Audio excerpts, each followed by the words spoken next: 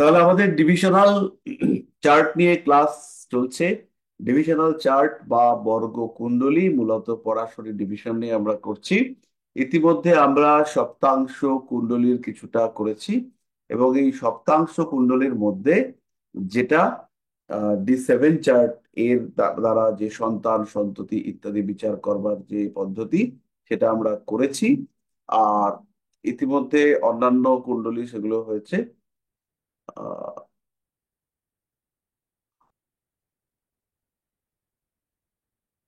সপ্তাংশ কুণ্ডলী থেকে আমরা যেটা মূলত দেখেছি যে জাতকের পঞ্চম ভাবকে এই কুণ্ডলী নির্দেশ করে, এবং এই কুণ্ডলী পঞ্চম ভাবের সঙ্গে সঙ্গে যেটা মাথায় রাখতে হবে সেটা কিন্তু সপ্তম ভাবকেও পরোক্ষভাবে নির্দেশ করে। কারণ সন্তান সন্ততি এর উৎপত্তি, এর জন্য কিন্তু একটা বিষয় অত্যন্ত জরুরি, সেটা হচ্ছে পুরুষ এবং স্ত্রীর মধ্যে সম্পর্ক। এই পুরুষ এবং স্ত্রীর মধ্যে যে সম্পর্ক, সেটা কিন্তু নিঃসন্দেহে নির্দেশিত হয় আমাদের সপ্তম ভাবের দ্বারা, অর্থাৎ স্বামী স্ত্রী সম্পর্ক, রিলেশনশিপ ইত্যাদির দ্বারা। সুতরাং যদি কখনো স্বামী স্ত্রীর মধ্যে সম্পর্ক না হয়, স্বামী স্ত্রীর রিলেশনশিপই ক্রিয়েটেড না হয়, সেই ক্ষেত্রে কিন্তু কোনোভাবেই আমাদের সন্তান উৎপাদন পসিবল নয়। তাই এই ক্ষেত্রে আমাদের মাথায় রাখতে হবে যে আমাদের অবশ্যই সপ্তাংশ কুণ্ডলী একটা বিবাহিত জীবনের পজিটিভিটিকে ইন্ডিকেট করে, এবং একজন জাতক সন্তান পাবে কিনা এই বিষয়টা জানবার জন্য আমাদের অবশ্যই প্রয়োজন সে তার সাথী পাবে কিনা। তো সাথী ছাড়া তো বাচ্চা কাচ্চা হবে না। তো সেই কারণে সাথী পাওয়া, এইটা হচ্ছে বিবাহ। সাথী পাওয়ার যে প্রসেস, সেটাই হচ্ছে গিয়ে বিবাহ।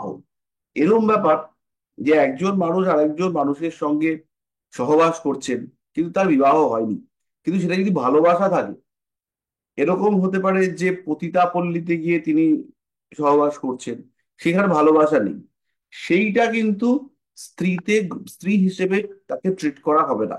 কিন্তু আমাদের যে ধর্মশাস্ত্র বা শাস্ত্রে যে সমস্ত বিবাহের পদ্ধতির কথা লেখা আছে, তার মধ্যে গন্ধর্ব মতে বিবাহ, অর্থাৎ মানে গন্ধর্ব নয়, গান্ধর্ব মতে বিবাহ, এরও কিন্তু একটা সিস্টেম রয়েছে। এবং এই গান্ধর্ব মতে বিবাহ, এইটা সম্পূর্ণরূপে পাত্র এবং পাত্রের ইচ্ছায় তারা যদি পরস্পরকে কোনো রকম, মানে কোনো রকম আহ পরম্পরা, অনুষ্ঠান, সংস্কার ছাড়া স্বামী স্ত্রী রূপে গ্রহণ করতে পারে, শুধুমাত্র ভালোবাসা আছে, সেই ভালোবেসে যদি সেইখানে সন্তান উৎপন্ন হয়, তা সেটাকে ওই গান্ধর্ব মতে বিবাহ হিসেবে ট্রিট করতে হবে, এবং তাদেরকে স্বামী স্ত্রী হিসেবে ট্রিট করা যাবে। এবার আপনি বলতে পারেন যে একজন জাতকের একটা বউ আছে বা একটা স্বামী আছে, তারপরেও দেখা গেল কারোর সঙ্গে সম্পর্ক হলো এবং সেখানে একটা সন্তান তৈরি হলো। তো এক্ষেত্রে আমি আবার বলবো যে আমাদের শাস্ত্রীয় মতে এখানে কিন্তু একাধিক বিবাহ, বহু বিবাহ, এগুলোর রীতি প্রচলিত রয়েছে। সুতরাং একজন পুরুষ যে নারীর সঙ্গেই বা একজন নারী যে পুরুষের সঙ্গেই প্রেম পূর্ণভাবে সম্পর্কযুক্ত হন, সেটাকে বিবাহ হিসেবেই আমরা ট্রিট করব। এবার সোশ্যাল ম্যারেজ, আনসোশ্যাল ম্যারেজ, প্রেম, প্রেমের থেকে সন্তান ইত্যাদি ইত্যাদি যা যা বিষয় রয়েছে, সেগুলো বিচারের পদ্ধতি আলাদা, কিন্তু সেটাও স্ত্রী হিসেবে বা স্বামী হিসেবে গ্রহণযোগ্যতা পাবে, এবং সপ্তমাংশ কুণ্ডলী বা সপ্তাংশ কুণ্ডলীর সাহায্যে বিচার হবে। এবং এই বিচার আমরা হচ্ছে গিয়ে আগের দিন আমরা কুণ্ডলী দেখিয়েছিলাম যে কোনটা থেকে কি হয়। তো এই যে বিচার, অর্থাৎ সপ্তাংশ কুণ্ডলীর যে বিচার, সেটা আমরা কিছুটা শিখেছি। কিন্তু এই পদ্ধতি আপনারা মনে রাখতে পারবেন না, কারণ আমিও মনে রাখতে পারিনি, আপনাদের পক্ষে মনে রাখাটা টাফ হবে। তো সেই ক্ষেত্রে আপনারা নর্মাল কুণ্ডলীর মতন বিচার করবেন, আর কিছু কিছু বিশেষ স্পেসিফিক বিষয় মনে রাখবার চেষ্টা এটা আমাদেরকে করতে হবে।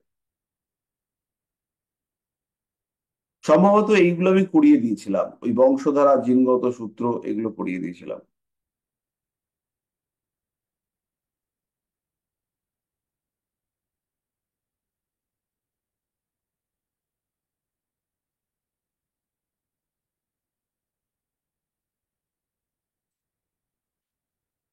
তো এখানে দুটো কুণ্ডলী আছে, আমি একটা কুণ্ডলী দেখাই। এরা সপ্তাংশ থেকে সন্তান বিচারের ক্ষেত্রে আমি দেখবো এটা। তো লক্ষ্য করুন, সপ্তাংশ কুণ্ডলিতে লগ্ন রয়েছে বৃষ, বৃষতে অবস্থান করে রয়েছেন রবি এবং রাহু, সপ্তম ভাবে অবস্থান করে রয়েছেন কেতু। এই যে কুণ্ডলী যদি আমরা দেখি, তাহলে খুব সহজভাবেই আমরা বুঝতে পারছি যে এই কুণ্ডলিতে সুস্থ স্বাভাবিক সন্তান প্রাপ্তি বাধাপ্রাপ্ত হতে পারে। তাতেও সুস্থ সন্তান হবে যদি লগ্ন বলবান থাকে। এই ক্ষেত্রে লগ্নপতি সে কিন্তু অষ্টম ভাবস্থ হয়ে গেছে শুক্র। ফলে অষ্টম ভাবস্থ হওয়ার কারণে লগ্নে রবি এবং রাহু দুটো ইনঅ্যাক্ট মানে বাজে প্ল্যানেট কুগ্রহ থাকার কারণে এখানে কিন্তু সমস্যা এসছে। এখানে একটা ডিনায়াল, অর্থাৎ হানিকারক, বিঘ্নকারক, বাধাকারক, ঋণাত্ম বোধক, এরকম একটা কনসেপ্ট আছে। অর্থাৎ যে গ্রহ কোনো কিছুর প্রাপ্তিতে বাধা দেয়, কোনো কিছু মানে যে কোনো কিছু হতে পারে, তাহলে সন্তান প্রাপ্তিতে বাধা দেবে কে? পঞ্চমের দ্বাদশ ভাব, পঞ্চমের দ্বাদশ ভাব মানে হচ্ছে চতুর্থ। তো এইখানে পঞ্চমপতি বৃহস্পতি সে চতুর্থপতি যুক্ত হয়েছে। এই চার্টের মধ্যে শনি বৃহস্পতি 16°17', আর 16°4', ভীষণ ক্লোজ কম্বিনেশন। বাকি যা খুশি হোক, যত বয়স হবে এই জাতকের প্রতিষ্ঠা, নাম, যশ, সম্মান, তৃপ্তি সব বাড়বে। কিন্তু যেখানে সামাজিক সম্পর্ক আসবে সেখানে কিন্তু শনি ব্লকেজ ক্রিয়েট করবে। সামাজিক সম্পর্কের ক্ষেত্রে শনি আটকে দেওয়ার চেষ্টা করবে। তাহলে এই জায়গাটাতে শনি বৃহস্পতিকে প্রতিবন্ধকতা সৃষ্টি করবে।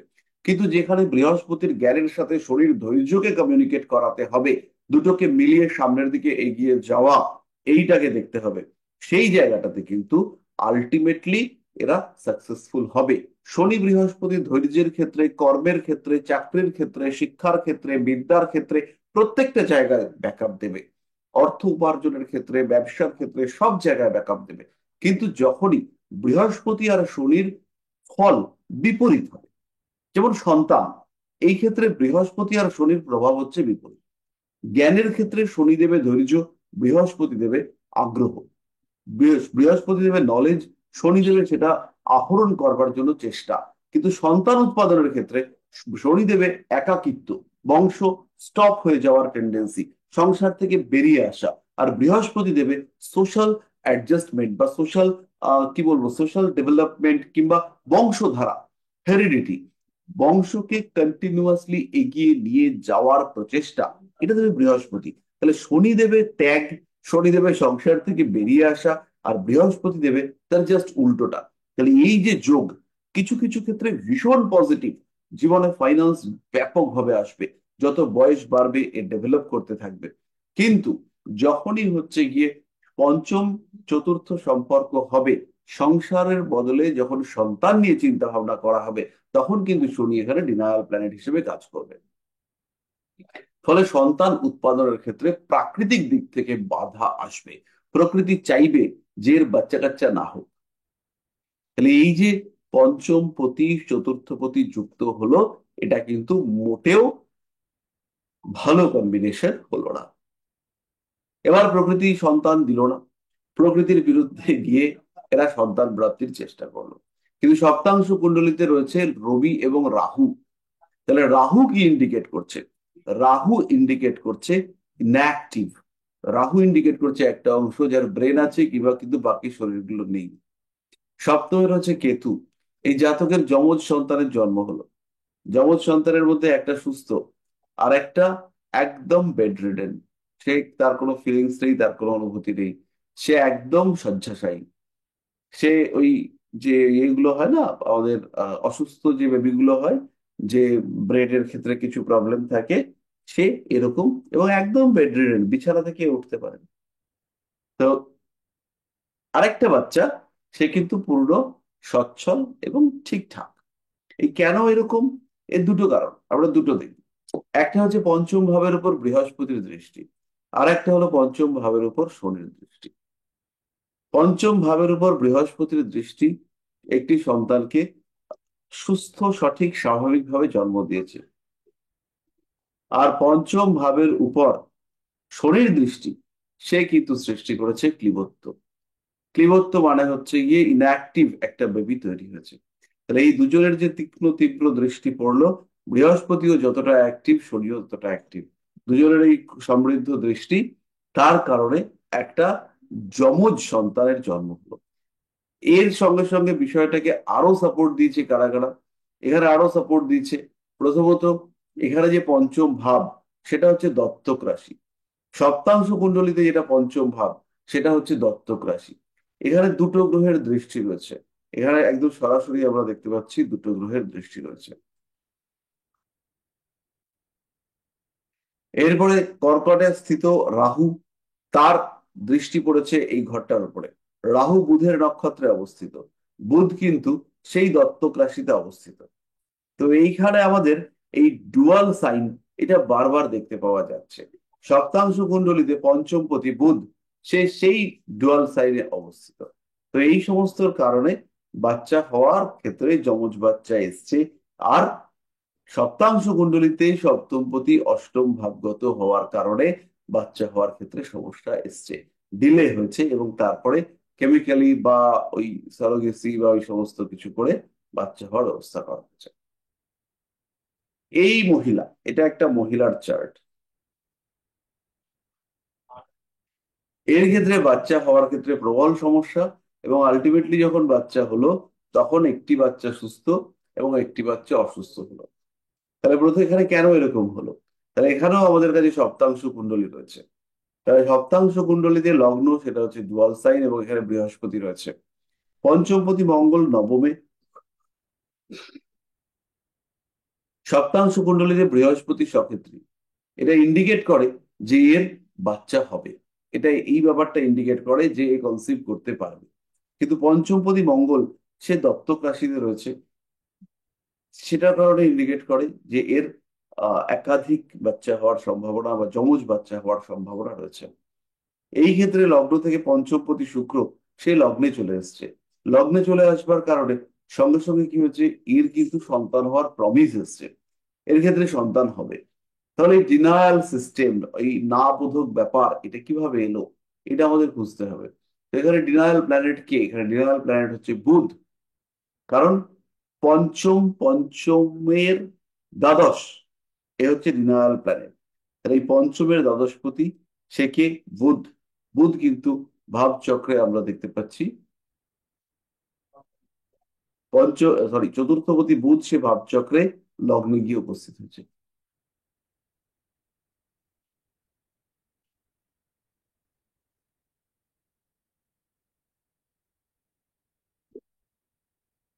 এর ক্ষেত্রেও কিন্তু দশা সাপোর্ট করেনি। তার মধ্যে এর হচ্ছে গিয়ে 8th হাউসে কেতু। 8th হাউসে যারা কেতু থাকে, তাদের জন্ম কুণ্ডলিতে স্বামী স্ত্রীর সম্পর্ক কিংবা কনজুগাল লাইফ, সন্তান উৎপাদন ইত্যাদি নিয়ে প্রবলেম নেই। এটা ভীষণ ভীষণ ভীষণ রেয়ার, মানে একদম রেয়ার সন্তান নিয়ে প্রবলেম থাকবে। এবার পঞ্চমপতি শুক্র, সে এখানে দত্তক রাশিতে গিয়ে পড়েছে, তার সঙ্গে চন্দ্র যুক্ত হয়েছে। শুক্র এই দত্তক রাশিতে প্রবেশ করা, এটা একটা যুগ্ম সন্তান হওয়ার অন্যতম বড় কারণ।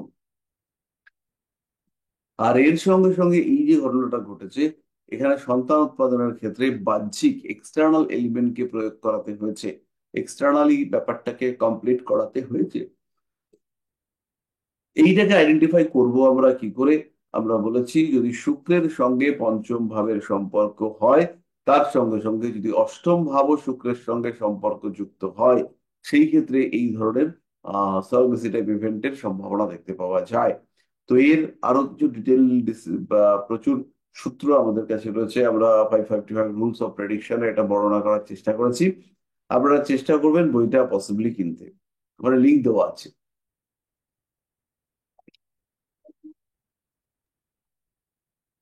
স্যার, ভাবচলিতে বুধ চলে গেছে বলে এই কারণে আপনি বলছেন যে মানে ডুয়েল বাচ্চার এরকম কিছু ব্যাপার? না না, ভাবচলিতে বুধ, ভাবচলিতে বুধ হচ্ছে গিয়ে চতুর্থপতি। চতুর্থপতি হয়ে সে লগ্নে চলে এসেছে। এইটা একটা ডিস্টারবেন্স ক্রিয়েট করেছে যে বাচ্চা হওয়ার ক্ষেত্রে ডিলে হতে পারে, বা বাচ্চা হওয়ার ক্ষেত্রে একটা ডুয়ালিটি ক্রিয়েটেড হতে পারে। এখানে শুক্র রয়েছে লগ্নে, পঞ্চমপতি রয়েছে লগ্নে, কিন্তু এখানে শুক্র চলে এসেছে ভাবচলিত চক্রে, শুক্র দ্বাদশ ভাবে। বোঝা গেল? হুম।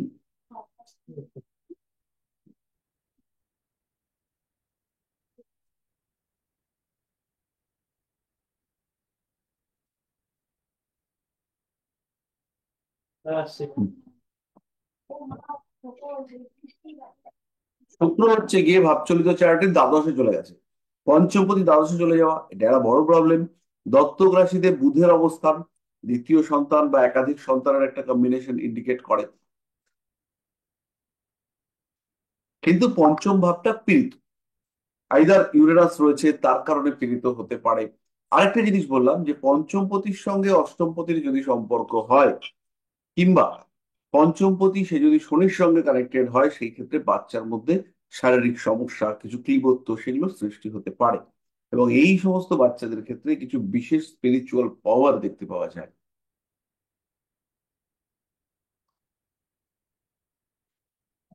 স্যার এটার কোনো স্পেসিফিক রুল নেই? ধর শুধুমাত্র এই রুলটা করে আমরা ইউজ করবো, মানে এতগুলো কম্বিনেশন স্যার মনে রাখা তো মুশকিল না, স্যার। স্পেসিফিক রুল নেই, সত্যি সত্যি নেই। আচ্ছা। আমরা প্রচুর খুঁজেছি যে এই রুল থাকবে, বাট সেরকম হয়নি। যাই হোক, এবার আমরা একটা বহু সন্তান জন্মের কুণ্ডলী বার করেছি। এই ভদ্রলোকের 23 জন সন্তান, 23 জন 22 জন এরকম একটা কিছু হতে পারে।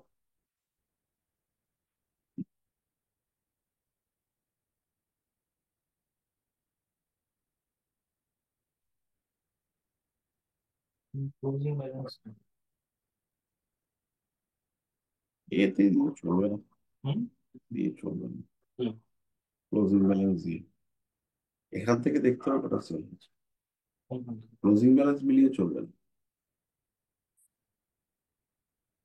না সেখানে তো মিলি করা সেল হয়েছে। এখান থেকেও দেখে নিয়ে মিলিয়ে ওখান থেকে মিলি করে দেবে। বড়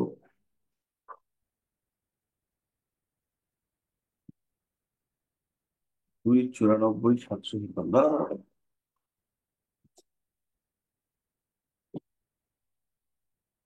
294 797। হুম, 94 700 97 97 মানে 69 97। 97 কত হচ্ছে? দাঁড়া দাঁড়া দাঁড়া। আমার মনে লক করে দেবেন।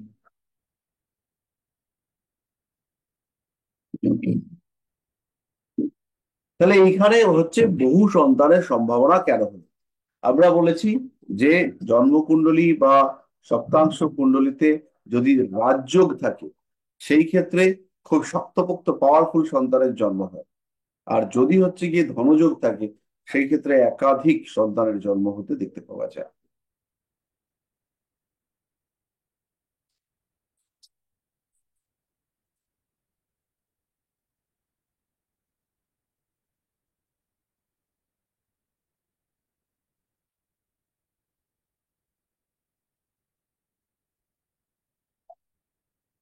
হিসেবে কারণ হচ্ছে মানে কিন্তু এই হুম, চারটে অ্যাড কর, হুম, চারটে অ্যাড করে হিসেবে দিলে দাও, চারটে দাও, দাও। বুঝলেন না? চারটে আমার স্টেট ব্যাংকে আছে, পাঠানো হবে। হ্যাঁ, তাহলে তো তাহলে বন্ধু হিসাবটা প্লাস 4 মানে প্লাস 2000 উপরে চলে যাবে। আচ্ছা, তাহলে সপ্তাংশ কুণ্ডলীতে আমাদেরকে খুঁজতে হবে যে কোথায় ধনযোগ তৈরি হচ্ছে। তাহলে সপ্তাংশ কুণ্ডলীতে ধনযোগ তৈরি হওয়ার জায়গা আমরা খোঁজার চেষ্টা করি। তাহলে কুণ্ডলীতে শুক্র হচ্ছে তুঙ্গ, শুক্রের সঙ্গে লগ্নপতির সম্পর্ক, সপ্তমপতি নবমপতি সম্পর্ক, ধনযোগ তৈরি হয়েছে। এবং তুঙ্গ সপ্তমপতি, মঙ্গল যদি এখানে খুবই দুর্বল, কিন্তু সপ্তমপতির সঙ্গে লগ্নপতির সম্পর্ক এটা ওয়ান কাইন্ড অফ ধনযোগ তৈরি করেছে। এবং যেহেতু এই সম্পর্কের সঙ্গে অর্থ ত্রিকোণ ইনভলভ, কিভাবে ইনভলভ একটুখানি লক্ষ্য করুন। ছিল। হুম, আমি আজ দিল নতুন এটা তিনটে। পরে ফোন করুন। হুম।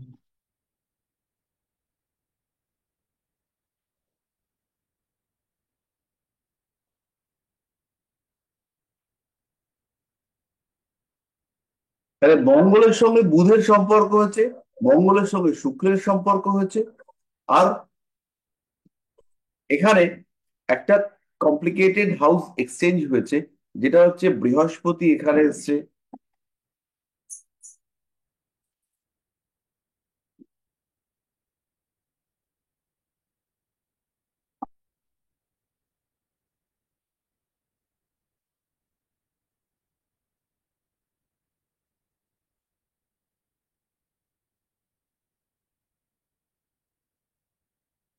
বৃহস্পতি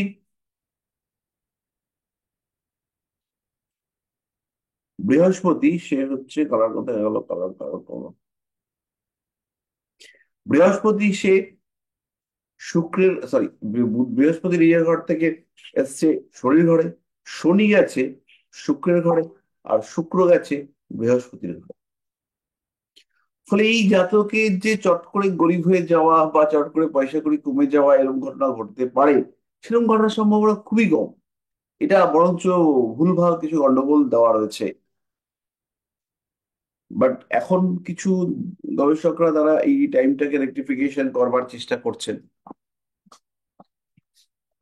কিন্তু আলটিমেটলি সেটাকে কমপ্লিট করে উঠতে পারছেন না।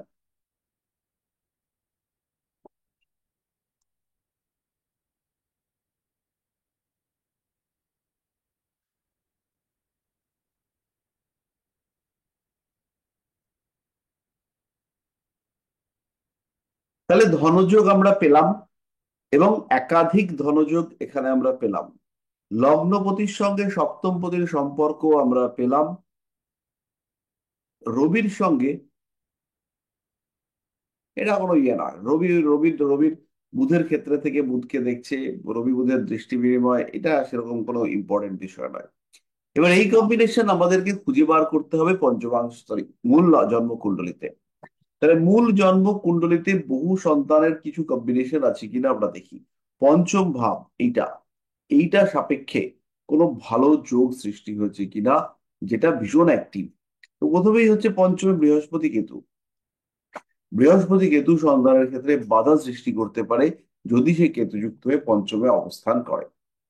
কিন্তু ও, পঞ্চমপতি শুক্র তিনি নিজস্ব, প্লাস পয়েন্ট কি কি?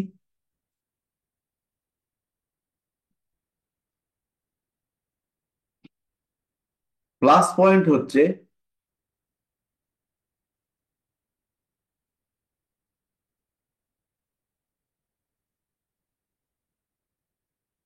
পঞ্চমপতি বুধ, তার লগ্নের উপরে দৃষ্টি আছে।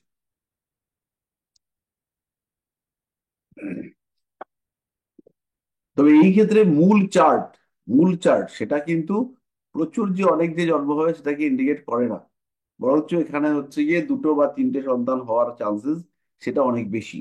এবার যদি আমরা চন্দ্র সাপেক্ষে দেখি, সেই ক্ষেত্রে পঞ্চমপতি সে নিচস্থ হয়ে গেছে, ষষ্ঠপতি সে অষ্টমে চলে গেছে। ফলে বিয়ের ক্ষেত্রে হিউজ প্রবলেম থাকা উচিত। বাট এই মানুষটা বহু সন্তানের জনক উনি হয়েছেন, এবং কিভাবে হয়েছেন, কেন হয়েছেন, আমাদের বাইরে, আমাদের চিন্তা ভাবনা, আমাদের পড়াশোনার বাইরেও কিছু যোগ থাকে। বাট উনি আহ 5 জনের অধিপতি হয়েছে, 5 পতি না, 5 জনের মাতা। সপ্তাংশ কুণ্ডলিতে আমরা ধনযোগ দেখতে পাচ্ছি, এবং সপ্তাংশ কুণ্ডলিতে ধনযোগ ইন্ডিকেট করে যে জাতকের অনেক সন্তান হবে।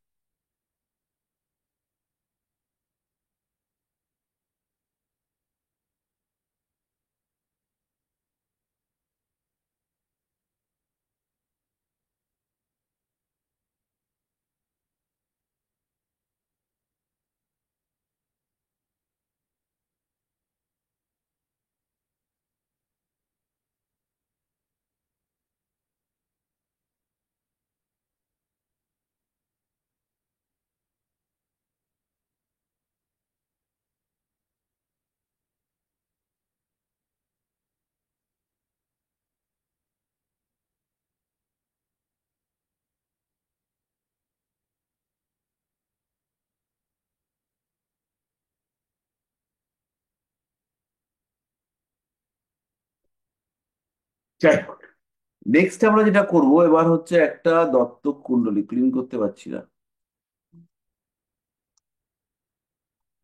এবার আমরা করবো একটা দত্তক কুণ্ডলী, যারা হচ্ছে গিয়ে অ্যাডপ্ট করেছে বাচ্চা। তো হাজবেন্ডের কুণ্ডলী দেখুন।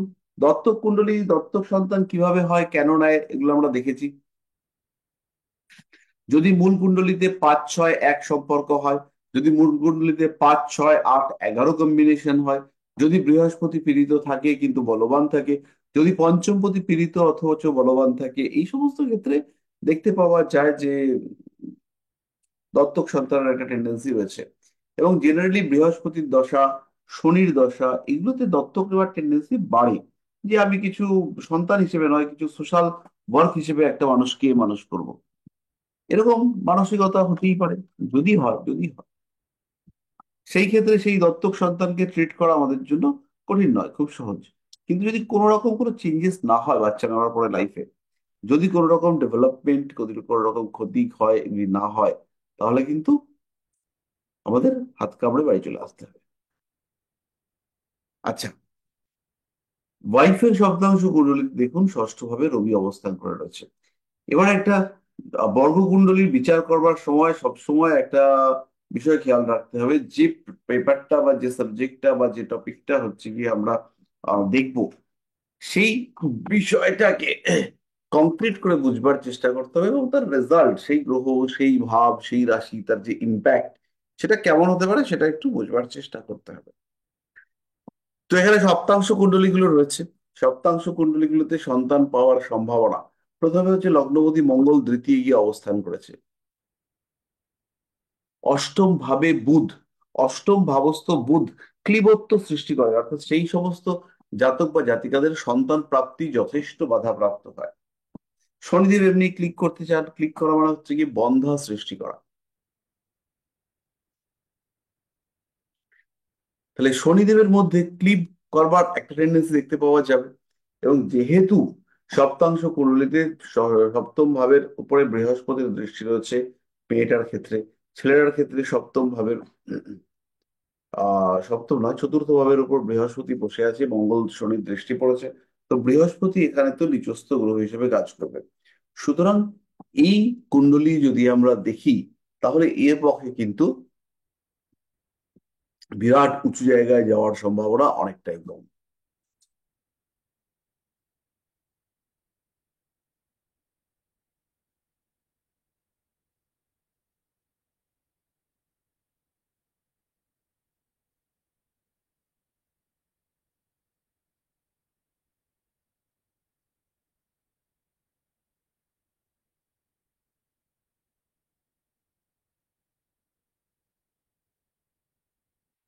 আচ্ছা, এবার হচ্ছে কি আমরা চলে আসবো সন্তান দত্তক নেওয়ার প্রস্তুতি।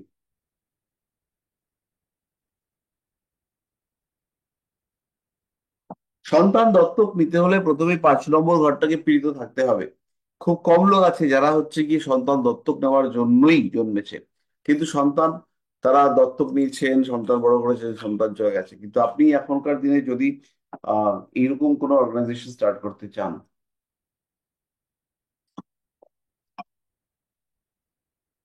বা হচ্ছে গিয়ে কেউ যদি মনে করে যে কোনো একটা মানুষকে জাজ করবে, খেয়াল করবে, তো সেই ক্ষেত্রে মূল কুণ্ডলীর সঙ্গে তার সপ্তাংশ কুণ্ডলী দেখা যেতে পারে। তো এই এই যে মানুষটা, একটুখানি দেখে নিই।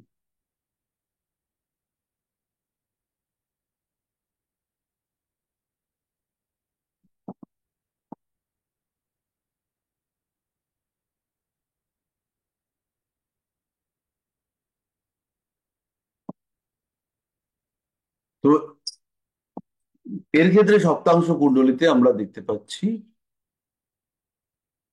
এর নাম কি,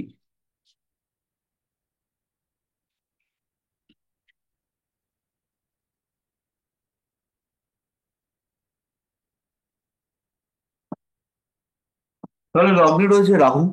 মূল জন্মকুণ্ডলীতে, সরি, নবাংশ কুণ্ড, নবাংশ কেন হবে, তো সপ্তাংশ হবে। সপ্তাংশ কুণ্ডলী এখানে আছে। সপ্তাংশ কুণ্ডলীতে এখানে রয়েছে বৃহস্পতি এবং শুক্র দ্বাদশে, রাহুর দৃষ্টি পড়েছে লগ্নের উপরে। সুতরাং সন্তান সুখী সুখী হওয়া এর জন্য কিন্তু কঠিন, বেশ কঠিন।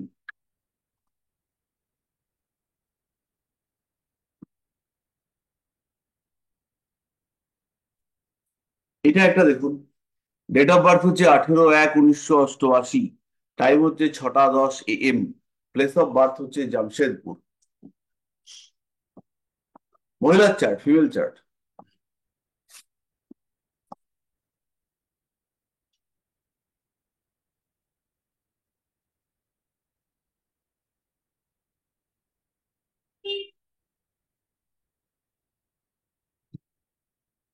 এই জাতকের জীবনে চতুর্থ ভাবে যে বৃহস্পতি এবং রাহুর কম্বিনেশন তৈরি হয়েছে, চতুর্থ ভাবে, সরি, চতুর্থ ভাবে হচ্ছে কি বৃহস্পতি এবং রাহুর কম্বিনেশন তৈরি হয়েছে। আর পঞ্চম ভাবে, এটা হচ্ছে নবম ভাব। নবম ভাবে দেখতে পাওয়া যাবে যে ওখানে পাঁচটা গ্রহ এক জায়গায় বসে রয়েছে, চন্দ্র, শনি, বুধ এবং ইউরেনাস।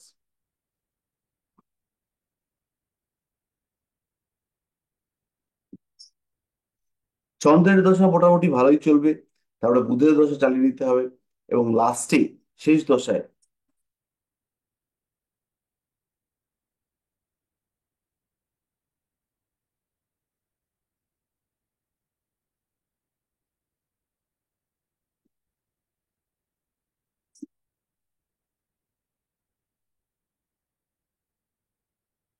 সপ্তাংশ কুণ্ডলিতে আমরা দেখতে পাচ্ছি লগ্নে রয়েছে মঙ্গল।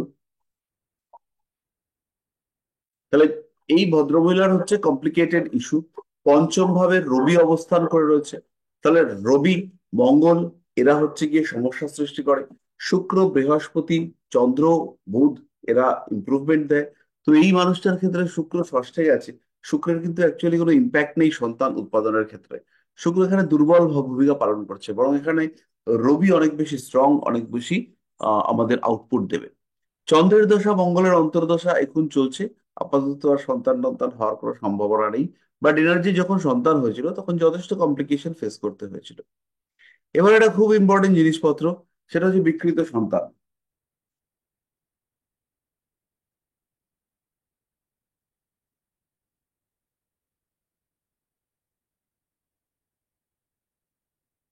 অনেক মানুষের ক্ষেত্রে সন্তান বিকৃত হবে কিনা বা সন্তান পীড়িত হবে কিনা, সন্তান কষ্ট পাবে কিনা জন্মের পরে, এটা একটা বিরাট চিন্তা থাকে। তাহলে এই চার্টটা আমরা যেটা বার করেছি, এটা হচ্ছে বিকৃত সন্তানের চার্ট। এবার কেন সন্তানটা বিকৃত হয়ে সেটা একটুখানি দেখুন।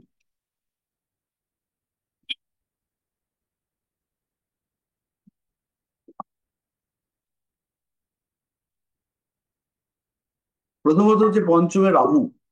পঞ্চমে রাহু উত্তর ভাদ্রপদ নক্ষত্রে। দ্বিতীয়ত,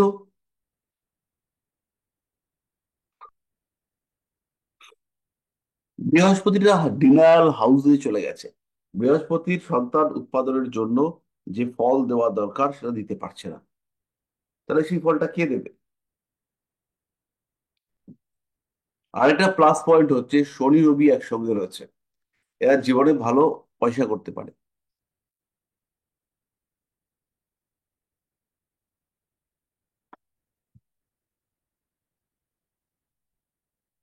তাহলে ওভারঅল যদি আমরা D7 চার্টকে দেখি, তাহলে প্রথমত আমরা মানুষটাকে দেখবার চেষ্টা করব, এবং তারপরে হচ্ছে গিয়ে মানুষটার সঙ্গে সঙ্গে কুণ্ডলীর রেসপেক্টে তার ক্যারেক্টারিস্টিক্স ম্যাচ করাবার চেষ্টা করব, তারপরে প্রেডিকশন করব।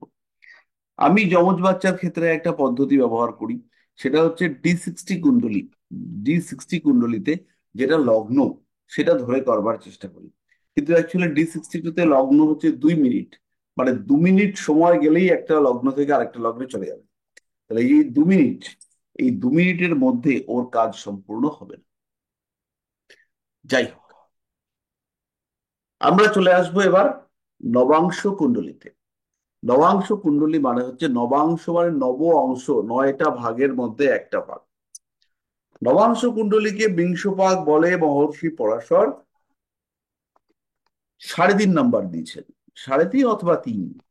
আর মূল জন্মকুণ্ডলী যেটা, তার থেকে বেশি নম্বর পেয়েছে নবাংশ। তাহলে নবাংশ কুণ্ডলীকে বলা হচ্ছে মুখ্য পরিপূরক কুণ্ডলী।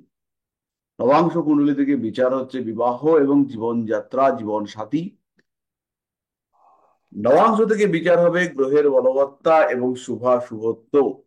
আরো একটা বিষয়, সেটা হচ্ছে ইভেন্ট প্রেডিকশন করবার সময় আমাদের এটা ভীষণ ভাবে কাজে লাগবে। ইভেন্ট প্রেডিকশন কি মানে, জাতক বললো কালকে লোনটা হবে কিনা।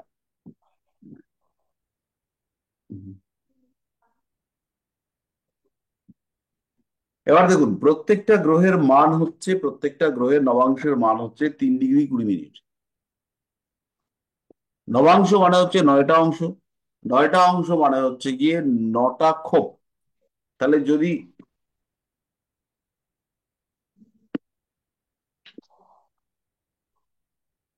গ্রহরা কোনো একটা নবাংশে থাকে, তাহলে কোন নবাংশে অবস্থান করেছে সেটা বুঝতে হবে। সেই নবাংশে গিয়ে এই জাতকের কি প্রভাব পড়েছে সেটা বুঝতে হবে। তার সঙ্গে সঙ্গে কিছু প্রেডিক্টিভ টেকনিক্স রয়েছে, সেটা জানতে হবে।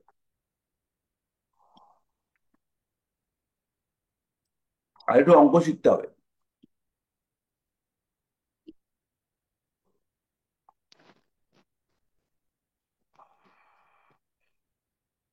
দুটো পদ্ধতিতে শেখাবো, একটা হচ্ছে বই পড়ে শেখা, আর একটা হচ্ছে গিয়ে নিজের শেখা।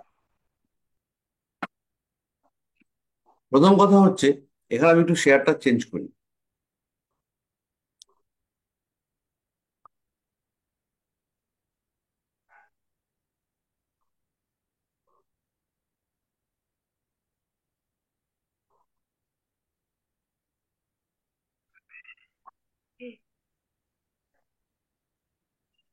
দেখা যাচ্ছে। ওই যে দেখো, ভারতবর্ষ পুনরায় সুদিন ফিরে আসবে ভারতবর্ষে।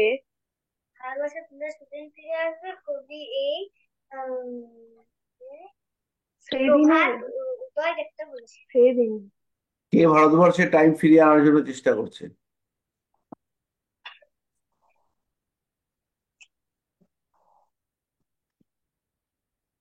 ঠিক আছে, ভারতবর্ষের সুদিন ফিরে আসুক। আমি একটা জন্মকুণ্ডলী দিয়েছি। তো এইখানে এই জন্মকুণ্ডলীটাকে আমরা কয়েকটা ভাগে ভেঙে নেবো। সেই ভাগগুলো কি? প্রথম হচ্ছে গিয়ে এর মধ্যে আমরা নবাংশ ডিস্ট্রিবিউশন করব।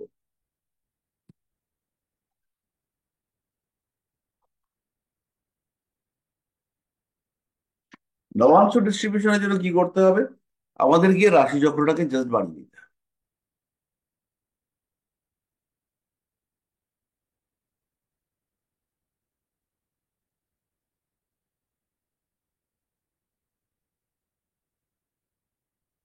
আপনারা জানেন কিভাবে রাশি চক্র বানাতে হবে।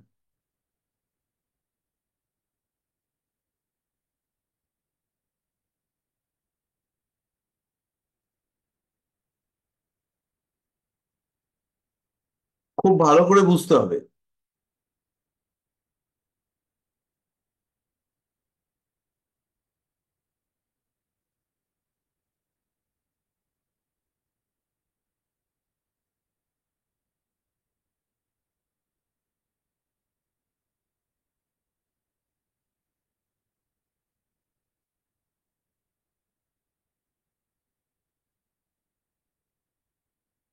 ধরে নিন, চর, স্থির, চর, স্থির, দত্তক, বিষম, যা হোক না কেন, 4টে পার্ট।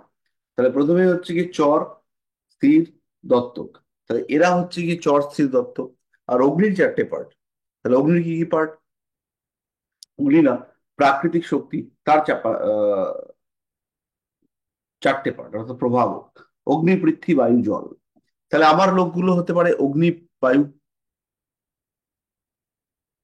সে হতে পারে অগ্নি প্লাস হচ্ছে গিয়ে বায়ু।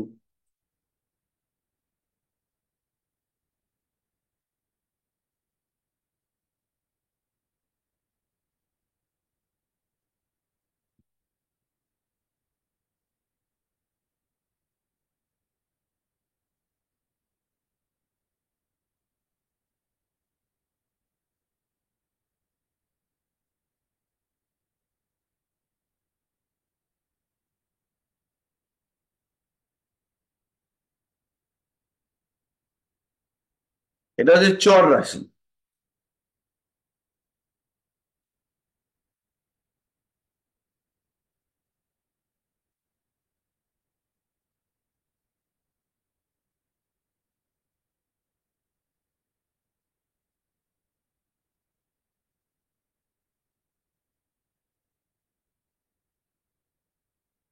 এবার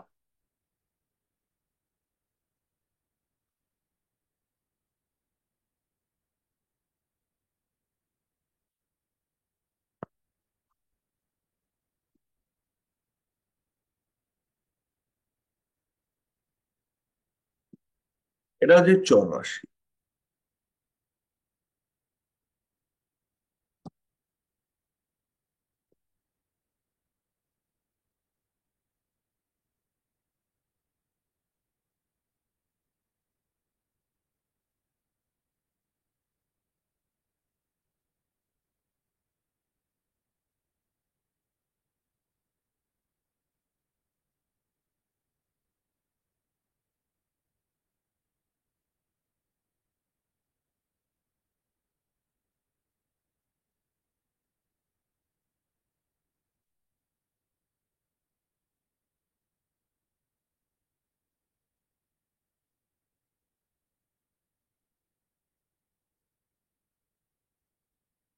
তাহলে নবাংশ ব্যাপারটা আমরা একটু বুঝি।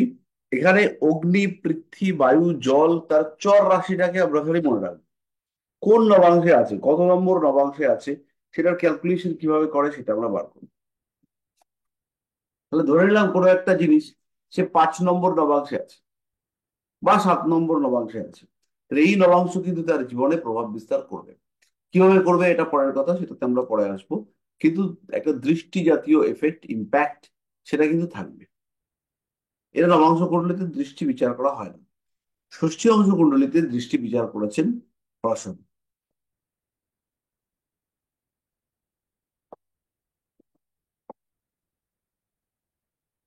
তাহলে চর রাশিগুলো একটু দাগ দিই। এটা মেষ, বৃষ, সরি এটা কর্কট, এটা তুলা, আর এটা মকর।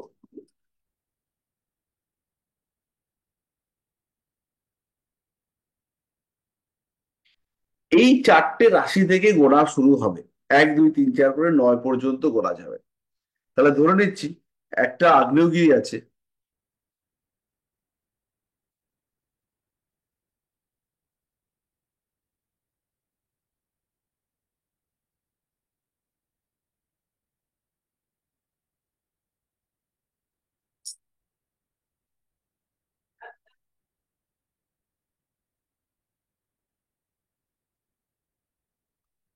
যাই আমাদের গণনা শুরু হবে না কেন, সেটা হচ্ছে চর রাশি থেকে। তাহলে কোন গ্রহ সে যেরম রাশিতে আছে, সে পৃথ্বীতে থাকতে পারে, বায়ুতে থাকতে পারে, সে অন্য যে কোনো জায়গায় থাকতে পারে, অগ্নি, পৃথ্বী, বায়ু, জল, কিন্তু সে কোন তত্ত্বে আছে সেটা আমাদেরকে বুঝতে হবে এবং বুঝে আমাদের ক্যালকুলেট করতে হবে। তাহলে নবাংশ মানে হচ্ছে 9টা অংশ। এটার মধ্যে প্রথম অংশটা হচ্ছে 0 ডিগ্রি থেকে 13 ডিগ্রি 20 মিনিট।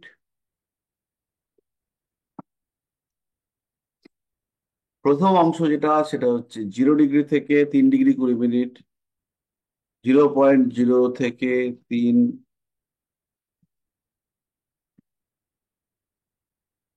তারপরটা হচ্ছে আবার 3 পয়েন্ট,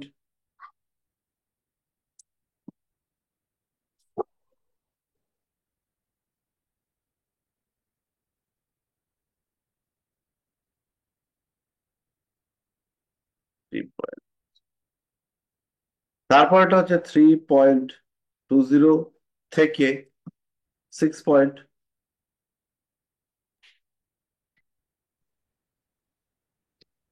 4 জিরো স্যার। সরি 6.40। তারপরে যেটা হবে সেটা হচ্ছে 6.40 থেকে, এটা কিন্তু 0.40 নয়, 6 ডিগ্রি 40 মিনিট, 6 ডিগ্রি 40 মিনিট থেকে 30 ডিগ্রি,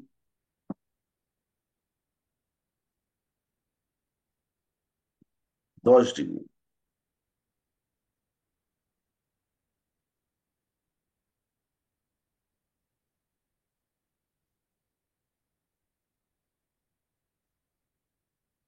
ডিগ্রি থেকে 13 ডিগ্রি 20। তারপরে পরের পার্টটাকে আমি আলাদা লিখবো। এটা হচ্ছে 10। এরপরের পার্টটা হচ্ছে 10 থেকে 13 20।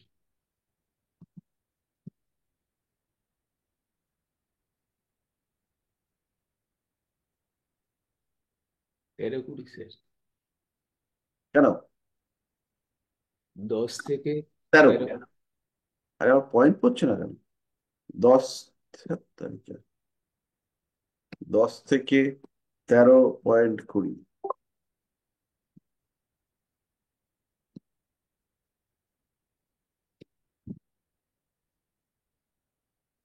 এটাকে আলাদা লিখছি।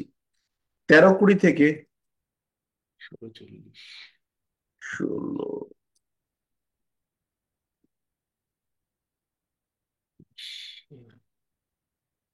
20,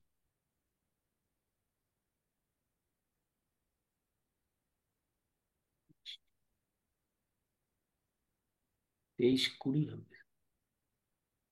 সরি, 23-20, 23-20 থেকে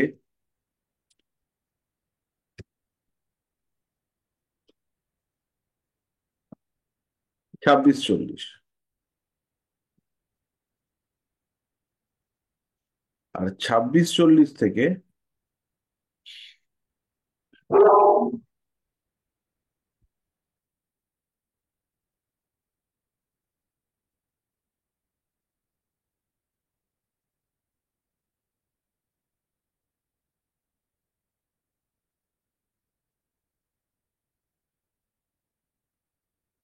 ব্যাস। এবার দেখুন ভাগটা কিরকম। 3-20, 6-40, 10। 3-20টাই 13, 16, 20, মানে এখানে বাড়ছে এক এক করে।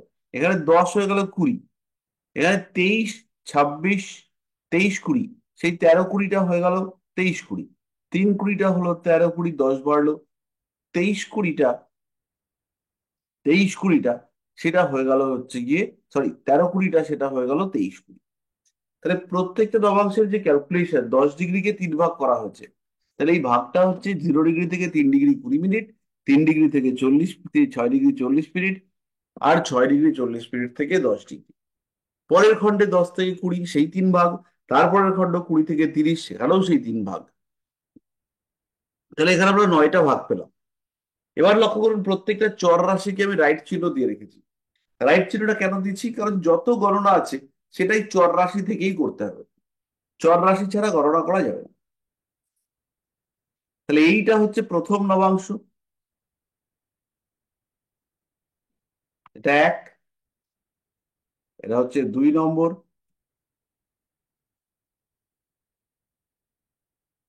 এটা হচ্ছে 3 নম্বর মানে তৃতীয় নবাংশ, এটা 4 নম্বর মানে চতুর্থ নবাংশ, 5 নম্বর পঞ্চম নবাংশ, 6 নম্বর ষষ্ঠ নবাংশ। এবার হচ্ছে গিয়ে সপ্তম নবাংশ, অষ্টম নবাংশ, আর নবম নবাংশ। ব্যাস। তাহলে আমাদেরকে এবার ডিগ্রিটা দেখে বুঝতে হবে যে এটা কত নম্বর নবাংশে রয়েছে। তাহলে সেটা কিভাবে করবো একটু করে ফেলি।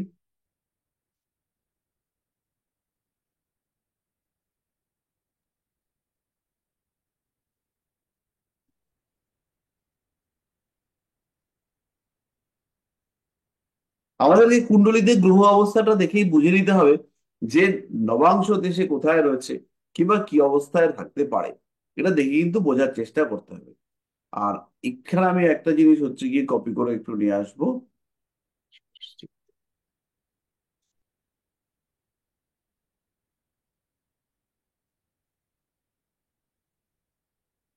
যে আমার কুণ্ডলী সফটওয়্যারটাই হয়নি।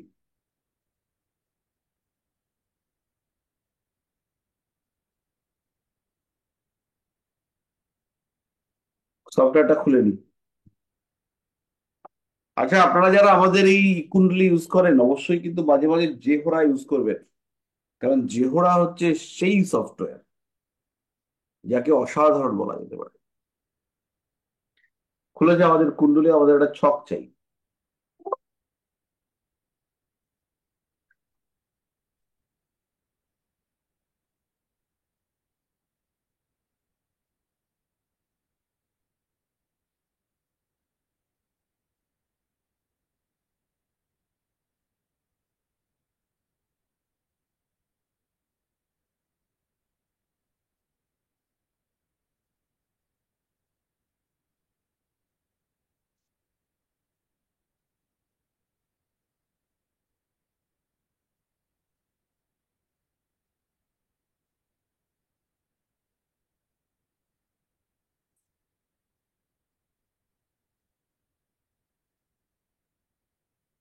আচ্ছা, আমরা একটা কুণ্ডলী পেয়ে গেছি।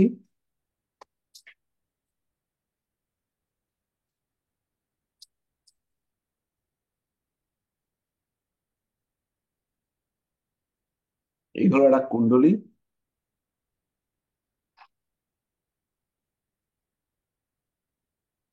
এর আমরা নবাংশটা বানাবার চেষ্টা করব।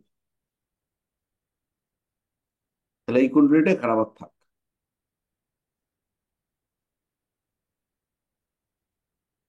ব্যাস। তাহলে আমি নবাংশে কয়েকটা গ্রহকেও স্থাপন করব। এবার খেয়াল রাখতে হবে, যদি কোনো গ্রহ অগ্নি রাশিতে থাকে, যদি কোনো গ্রহ অগ্নি রাশিতে থাকে, তাহলে সেই গ্রহের গণনা মেষ থেকে হবে। কারণ আমি দাগ দিয়ে রেখেছিলাম, এটাই এভাবেই পরাশর বলেছেন। যদি কোনো গ্রহ জল রাশিতে থাকে, তাহলে তার গণনা কর্কট থেকে শুরু হবে, চর রাশি। যদি কোনো গ্রহ বায়ু রাশিতে থাকে, তাহলে তার গণনা তুলা থেকে শুরু হবে। আর যদি কোনো গ্রহ পৃথ্বী রাশিতে থাকে, তাহলে তার গণনা শুরু হবে মকর থেকে। তাহলে প্রথম কাজ একটা গ্রহ দেখার জন্য, এবার মাইন্ড করতে হবে, এবার খেয়াল রাখুন, প্রথম কাজ নবাংশ বার করবার জন্য গ্রহটা কোন তত্ত্বে আছে সেটাকে ক্যালকুলেট করা। অগ্নি, পৃথ্বী, বায়ু, জল। তাহলে স্টেপ ওয়ান কি হলো? কোন তত্ত্বে আছে। স্টেপ টু কি? কত নম্বর নবাংশ আছে। স্টেপ থ্রি কি? গুণে বসিয়ে দাও। তাহলে step one, step two, step three. প্রথম হচ্ছে গিয়ে কোন তত্ত্বে আছে, 2 নম্বর কোন নবাংশে আছে, 3 নম্বর গুণে বসিয়ে দাও। তাহলে আমরা একটা দিয়ে শুরু করি। আমরা রবিকে দিয়ে শুরু করি। কোন তত্ত্বে আছে? অগ্নি তত্ত্বে আছে। কত ডিগ্রিতে আছে? 19-26, মানে 6 নম্বর নবাংশ। তাহলে প্রথম বার করলাম অগ্নিতত্ত্ব, তারপরে কি বার করলাম? 6 নম্বর নবাংশ। 16-40 থেকে 20 ডিগ্রি পর্যন্ত 6 নম্বর নবাংশ। তাহলে এখানে 19-26-এ আছে 6 নম্বর নবাংশ। তাহলে রবির গণনা শুরু করি। গুণে বসিয়ে দেবো কোত্থেকে? মেষ থেকে। আগেই বলেছি মেষ থেকে। তাহলে 1 2 3 4 5 6। তাহলে এখানে হবে রবির নবাংশ। এখানে হচ্ছে সান।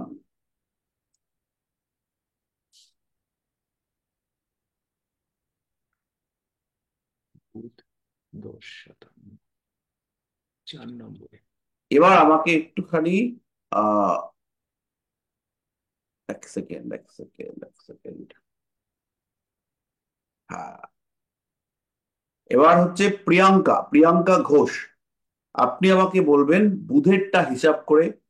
সুষমা বলবে আমাকে শুক্রেরটা হিসেব করে। অম্বরীশ বলবে কেতুরটা হিসেব করে। নীলা বলবেন মঙ্গলেরটা হিসাব করে। আর বৈশাখী বলবেন শনিরটা হিসাব করে। যার যার নাম নিয়েছি তারা হিসাব করতে শুরু করুন।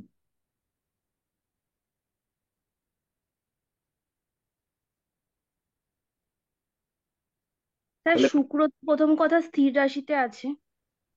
এই কেলো করেছি। হ্যাঁ, শুক্র স্থির রাশিতে আছে। হ্যাঁ, আর শুক্র ডিগ্রি হচ্ছে 16 ডিগ্রি 41 মিনিট। মানে স্যার এটা চলে যাচ্ছে মোটামুটি ওই 6 ডিগ্রি, মানে 6 নাম্বার নবাংশতেই যাচ্ছে। তার মানে সানের হাউসেই বসবে, যেখানে সান বসেছে হিসেব মতো সেখানেই বসা উচিত। কারণ 6 নম্বর বর্গকুণ্ডলীতেই তো। আচ্ছা, তাহলে প্রথম কাজ কি? কোন তত্ত্বে আছে। তাহলে কোন তত্ত্বে আছে? অগ্নি, পৃথ্বী, বায়ু, জল। পৃথ্বী, তাহলে মকর তত্ত্বে প্রিয়াঙ্কা যাবো। বলুন, হ্যাঁ, প্রিয়াঙ্কা বলুন। হ্যাঁ, বলুন বলুন স্যার, কি কোন বলছেন? তত্ত্বে আছে? কোন তত্ত্বে আছে? স্থির এই, রাশিতে আছে। পৃথ্বী তত্ত্বে, অগ্নি, পৃথ্বী, বায়ু, জল। আচ্ছা আচ্ছা, হ্যাঁ স্যার, হ্যাঁ। স্থির থেকে আমরা গণনা করতে পারি, সেই গণনার হিসেব আলাদা। তাহলে প্রথম হচ্ছে গিয়ে পৃথ্বী তত্ত্বে আছে। পৃথ্বী তত্ত্বের গণনা শুরু হবে কোথা থেকে? মকর থেকে। তাহলে আবার মকর থেকে 6 গুণুন। আর আপনি বসাবেন কাকে? শুক্রকে বসিয়ে মকর দিন। থেকে। মকর থেকে 6 গুণুন। আচ্ছা, তার মানে থার্ড হাউসে বসবে। থার্ড হাউসে নয়, বসবে হচ্ছে গিয়ে মিথুনের ঘরে। মকর থেকে 6 গুনলে এটা হয়। থার্ড হাউসই তো হচ্ছে স্যার। থার্ড হাউস কি সেকেন্ড। হচ্ছে? থার্ড হাউস না, থার্ড রাশি হচ্ছে বলতে পারেন। থার্ড হাউস আচ্ছা, কি হচ্ছে? মিথুন রাশি হচ্ছে মিথুনের ঘরে বসছে, তৃতীয় রাশি বলা যেতে পারে, তাও না হয় বললাম। কিন্তু লগ্ন তো আমরা এখনো বসাইনি, তাহলে থার্ড হাউস কি করে হবে? ও না, আমি অ্যাকচুয়ালি এই চক্রটা হিসেবে আমি থার্ড হাউস বলে দিয়েছি স্যার। আচ্ছা, এবার সুষমা বলবেন। কি যেন বলেছিলাম, কেতু নাকি? শুক্রটাই মনে হয় আমাকে বলেছিলেন, উনি বললেন। তাহলে আপনি বুধটাকে বলুন। বুধ 10 ডিগ্রিতে আছে, মানে হচ্ছে 3 নম্বরে বসবে, মানে 1 2 3, মানে মিথুনেই বসবে। কোথায় বসবে? মিথুনেই বসবে, কারণ কি ওটা তো ভুল। অগ্নি রাশি তো আমাদের। অগ্নি রাশিতে আছে। কত নম্বর কর্কট। লগ্নাংশে আছে? এই 10 ডিগ্রি 7 8, ও 4, তার মানে হবে কর্কটে। আর ডিগ্রিটা শুধু 10 দেখেছিলাম। বুধ। এরপরে কাকে বলতে বললাম? সর্বাণী নাকি? না, এবার বলবে হচ্ছে নীলা।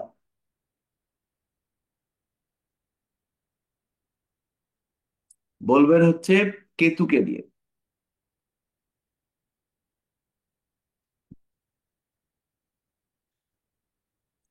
হ্যালো?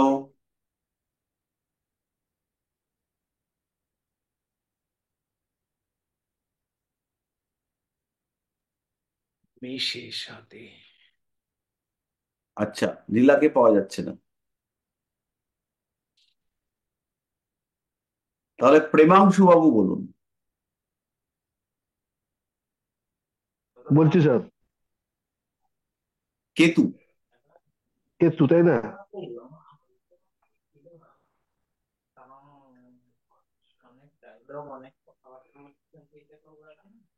মিনে বসবে, মিনে মিনে। কেতু কেতু হচ্ছে আমাদের কোথায় রয়েছে? বায়ু রাশিতে। মেসে বসবে, মেসে মেসে। মেষে বসবে যেহেতু কেতু। 21 কেতু।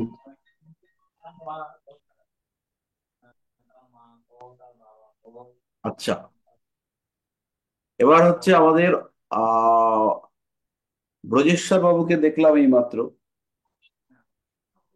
কোথায় চলে গেলেন? ভ্যানিশ। না স্যার, ভ্যানেজ নয়, আছি আছি।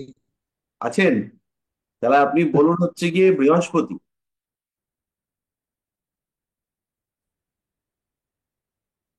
বৃহস্পতি মীন রাশিতে আছে। হুম। বাইশ।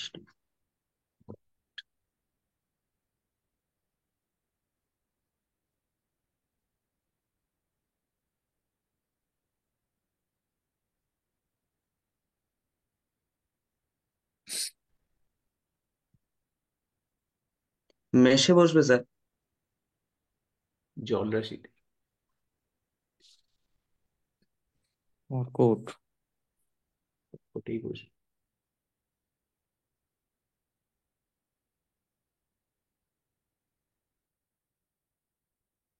বলতে পারছি না স্যার। স্যার একই কর্কট। কর্কটে বসবে।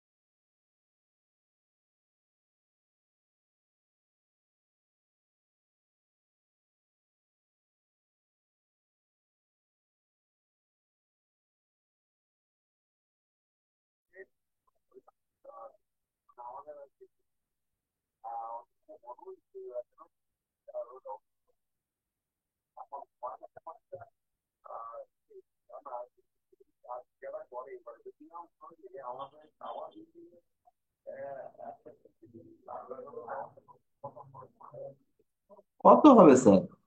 আপনি কি টেম্পোরারি লাগাবেন 2-3 দিনের জন্য?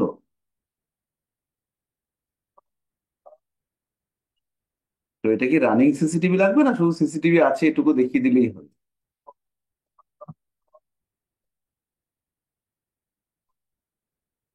তাহলে দুটো ক্যামেরা লাগিয়ে দিন স্যার। দুটো ক্যামেরা 1,000-5,000 টাকার মধ্যে হয়ে যাবে।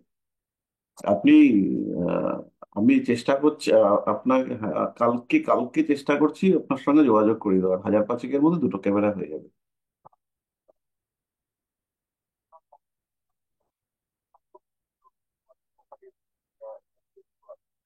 না, ওটা ফোনে দেখতে হবে স্যার, ওয়াইফাই হবে। হুম।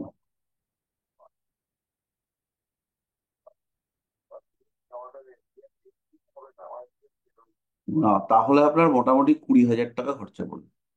হ্যাঁ।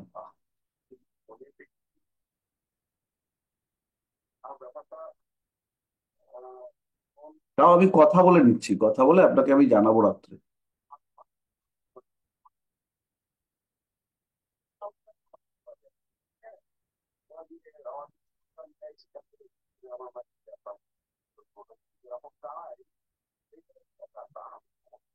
আমি আপনাকে জানাচ্ছি যে কি করে করা যায় কিনা। হ্যাঁ, ওকে স্যার। ঠিক ঠিক স্যার। ওকে। হ্যাঁ, হেড স্যার ফোন করেছিলেন স্কুলের, কি অশান্তি। তো যাই হোক, আহ আমরা কোথায় ছিলাম একটুখানি বলবেন? বৃহস্পতি স্যার কোন রাশিতে বসবে আমি কোন হিসেবটা রাশিতে ঠিক বসালেন? হিসেবটা ঠিক বুঝতে পারিনি স্যার। আচ্ছা, আহ নীলা এসছেন? কর্কটে বসবে। নীলাকে পাওয়া যাচ্ছে না। তাহলে অম্বরীশ বাবু।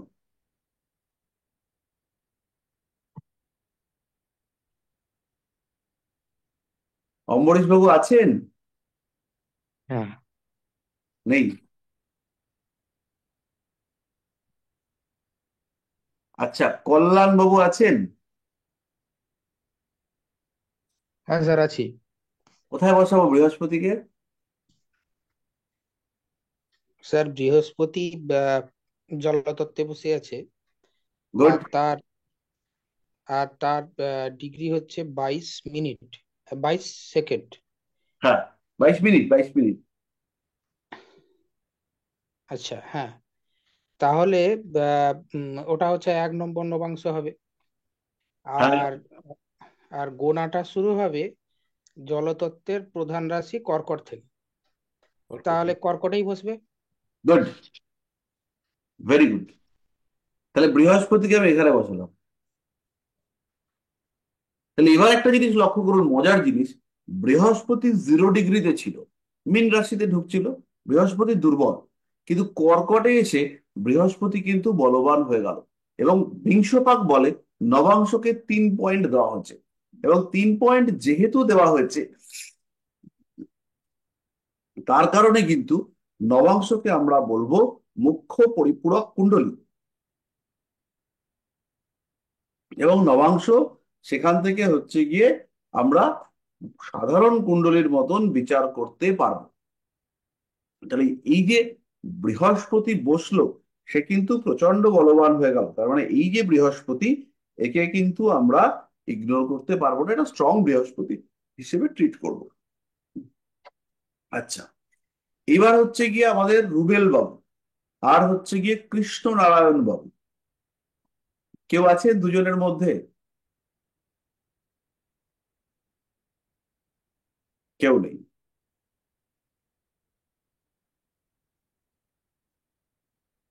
তনুশ্রী ম্যাডামকে আমরা এখানে দেখছিলাম। কৃষ্ণনারায়ণ পাল তো আছে। তনুশ্রী ম্যাডাম কোথায় গেলেন? 21 জন আছেন, সারা শব্দ নেই।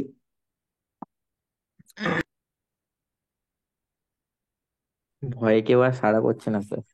হ্যাঁ, আমি তো তোমাদেরকে ধরছি না, তোমরা তো পারবে এটা, কিন্তু বাকিদের শিখতে হবে। সৌমেন বাবু কে পেয়েছি, আছেন? হ্যাঁ স্যার আছি। Very good. শনির নবাংশ। শনি।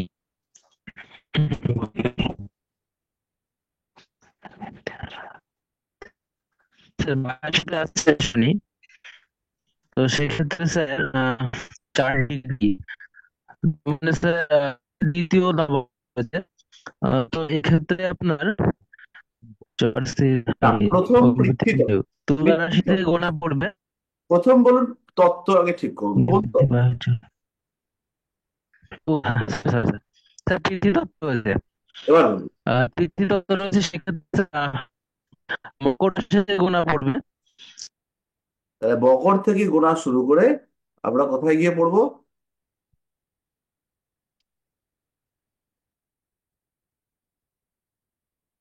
মকর থেকে গোনা শুরু করে আমরা দ্বিতীয় নবাংশে গিয়ে পড়বো। তাহলে তাই তো? যা, চৈতালি আছেন? হ্যাঁ স্যার আছি। আচ্ছা, আপনি বলুন চন্দ্রের নবাংশ। চন্দ্র আছে ধনু রাশিতে। ধনু রাশিতে 25 ডিগ্রি 43 মিনিট। হুম, তার মানে স্যার 8 নম্বর নবাংশ।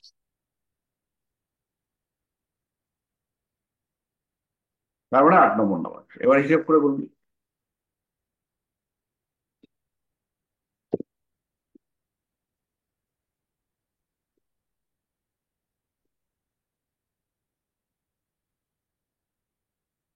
স্যার কুম্ভে। কোথেকে গোনা শুরু করব?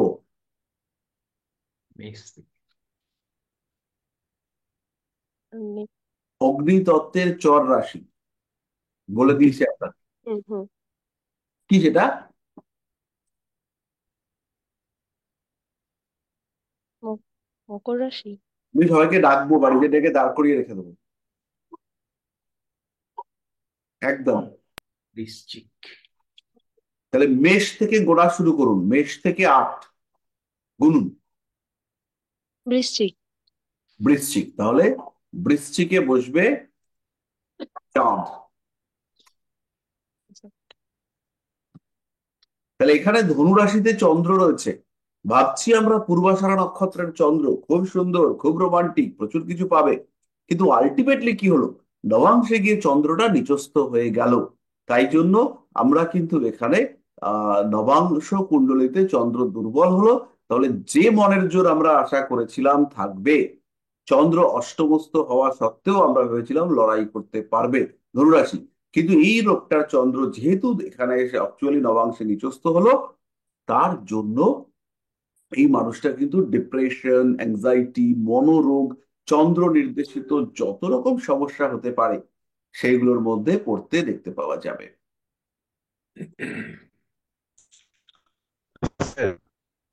হ্যাঁ। Hello hello.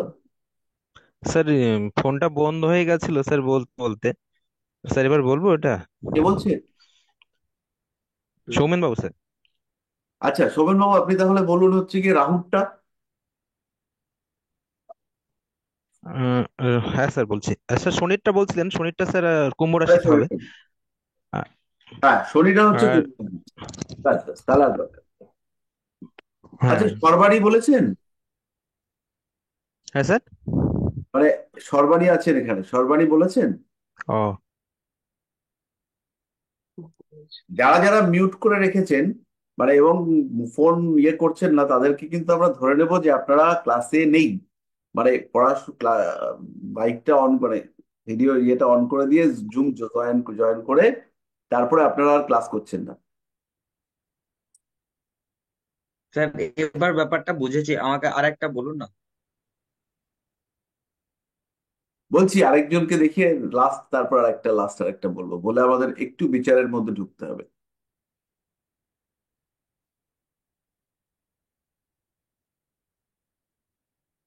যাই হোক, তো আহ মোটামুটি আপনারা পারছেন। আর যারা নেই তারা তো, তাদেরকে তো আর কিছু বলা যাবে না। তো আমরা আরেকবার হচ্ছে গিয়ে নিউ শেয়ারে চলে যাই।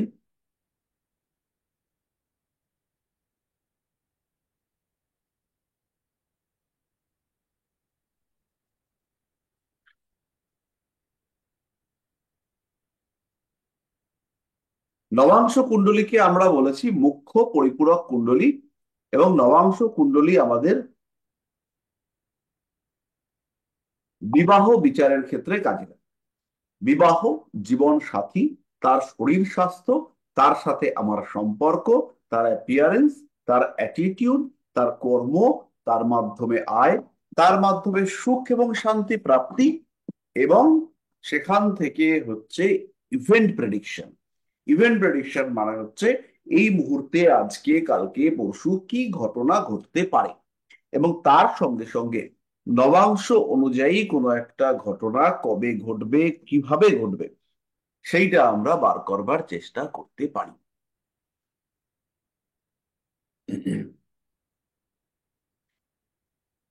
তাহলে নবাংশের যে ক্যালকুলেশন সেটা আমরা করলাম, সেটাকে আমরা বাদ দিয়ে দিই।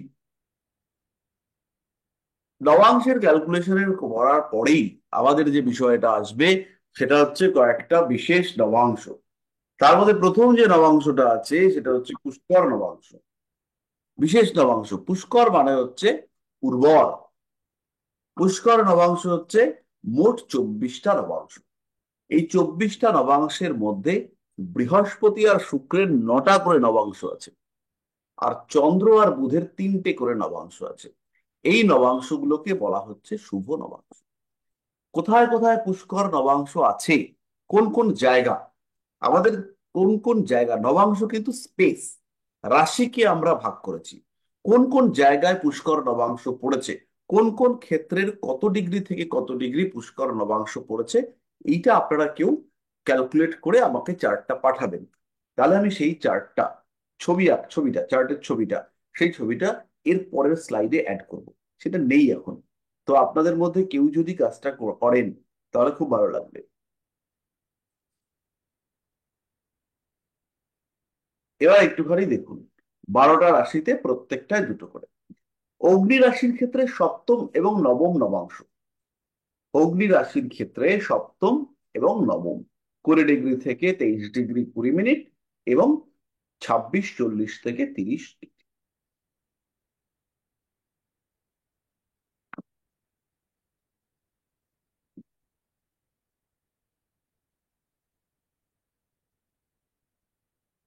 তাহলে অগ্নি রাশির ক্ষেত্রে এইটা কোথায় পড়বে? এইটা পড়বে হচ্ছে গিয়ে তুলা রাশি। মেষ রাশির ক্ষেত্রে এটা কোথায় পড়বে? ধনু রাশিতে।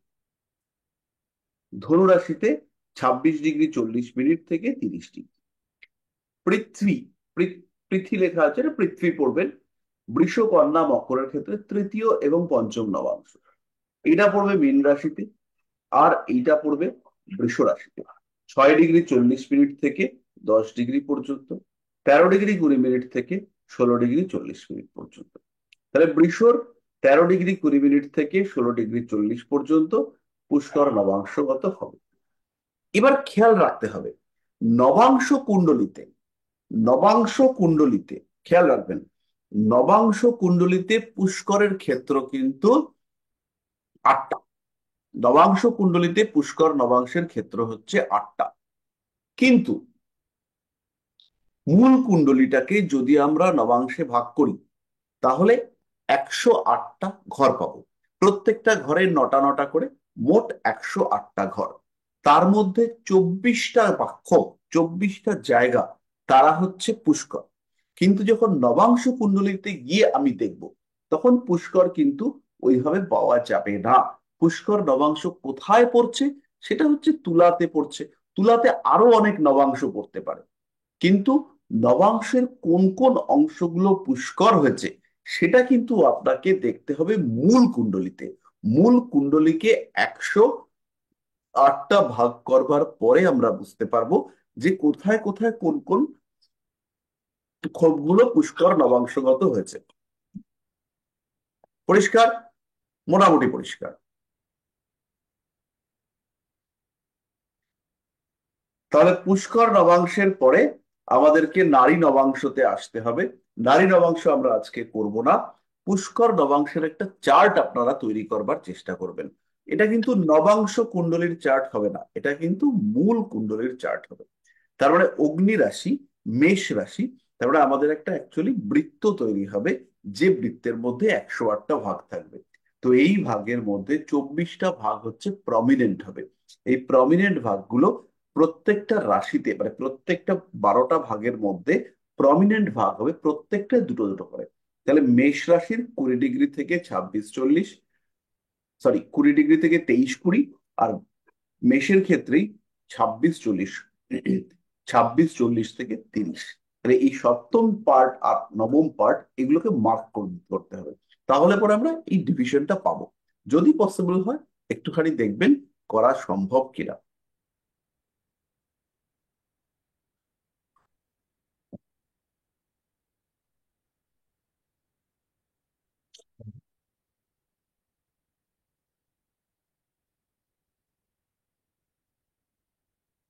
তাহলে একটা জিনিস খেয়াল করবেন, শনির ক্ষেত্রে কিন্তু কোনো পুষ্কর নবাংশ পড়েনি। মানে শনির ক্ষেত্রে মানে শনির ঘর মকরের নবাংশ, সেখানে কিন্তু পুষ্কর নবাংশ আছে, কারণ তৃতীয় এবং পঞ্চম নবাংশ পৃথ্বী। কিন্তু সেই নবাংশ পড়েছে কোথায়? মিনে আর বৃষতে। ঠিক আছে? তাহলে এই যে ব্যাপারটা, বৃহস্পতির ঘরে হচ্ছে 9খানা নবাংশ, শুক্রের ঘরে 9খানা নবাংশ, চন্দ্রের ঘরে আর বুধের ঘরে 2খানা করে নবাংশ। তার মানে হচ্ছে গিয়ে 9 × 2 = 18, আর এদিকে হচ্ছে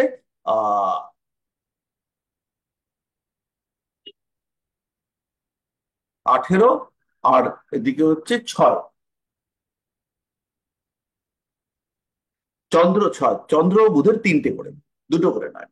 তার মানে বৃহস্পতি আর শুক্রের নবাংশ সংখ্যা হচ্ছে 9টা করে, আর চন্দ্র আর বুধের হচ্ছে 3টে করে। এইটা কিন্তু আমাদের পরিষ্কার এখনো হয়নি। মানে আমি আপনাদের যা বুঝতে পারছি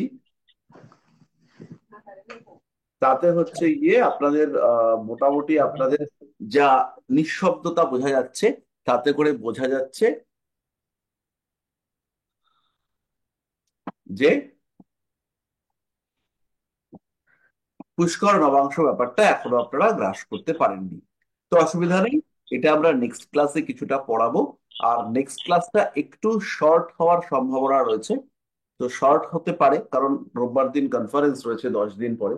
তো আমি আরেকবার আপনাদেরকে কনফারেন্সের মেমেন্টোটা দেখাই। এই হচ্ছে কনফারেন্সের মেমেন্টো। আর ইতিমধ্যে অন্যান্য জিনিসপত্র চলে এসছে, আর কিছু আরো বানাতে হবে। তো সেইগুলো সম্পূর্ণ করে জিনিসটা আশা করা যায় বেশ ভালোই হবে। কনফারেন্সটা বেশ জবরদস্ত হবে। তো সবাইকে শুভরাত্রি জানাই। আজকের মতো এই পর্যন্তই। স্যার আমি স্যার একটা কথা বলবো? হ্যাঁ, বলুন না। দাঁড়ান বলছি। স্যার, স্যার আমরা কি এগুলো সবাই পাবো? হ্যাঁ, এটা তো সবার জন্য। আচ্ছা। হ্যালো হ্যাঁ। স্যার, বলবো? হ্যাঁ। স্যার বলছিলাম যে, স্যার আগের দিন আমি একটা চার্ট দিয়েছিলাম আপনাকে, ওটা কিছু বলেননি। ওটা স্যার একটু কে যদি দেখিয়ে বলছেন? দেন তো একটু ভালো হতো। সৌমেন স্যার। আচ্ছা, এটা কি গ্রুপে দিয়েছেন? না স্যার, আপনাকে পার্সোনালি লিখে পাঠিয়েছিলাম। ও, তাহলে একটা হাই লিখে আবার পাঠান, আমি চেষ্টা করছি।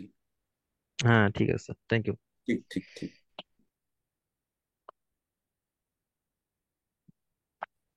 ঠিক আছে তাহলে। স্যার শুভ বলছি যে আমরা যখন 22 নম্বর, হ্যাঁ। বলছি ওই 22 নম্বর দেক্কানটা পড়েছিলাম না, হ্যাঁ, ওখানে 22 নম্বর দেক্কানে যখন ফার্স্ট দেক্কানটা কাউন্ট করবো তখন রাহু কেতুর ক্ষেত্রে কি আমরা 30 থেকে ওইভাবে আসবো, নাকি ওই 1 থেকে কাউন্টটা করবো, মানে একদম কাউন্টটা এক কেমন থেকে হবে? অঙ্ক, সিম্পল। ও, আচ্ছা। আর স্যার বলছি আমাদের ওই যে সোমনাথ কটার সময় ঢুকতে দেবতা, হবে? হ্যাঁ, কনফারেন্সে কটার সময় ঢুকতে হবে? 10টা। আচ্ছা। স্যার আর ওই সোমনাথ দেবতানের যে চার্টটা ছিল না, হুম। যে কিভাবে আমরা ক্যালকুলেট করব, ওই হিসাবটা না বুঝতে পারি। পরের দিনকে বুঝিয়ে দেবো, চেষ্টা করবো বুঝিয়ে দেওয়ার। না হলে এই পার্টটা এগুলোকে কমপ্লিট করে তারপর আরেকবার করব। ঠিক আছে। ঠিক আছে, তাহলে আজকের মতো এই পর্যন্তই থাক। শুভরাত্রি, দেখা হবে। শুভরাত্রি। শুভরাত্রি।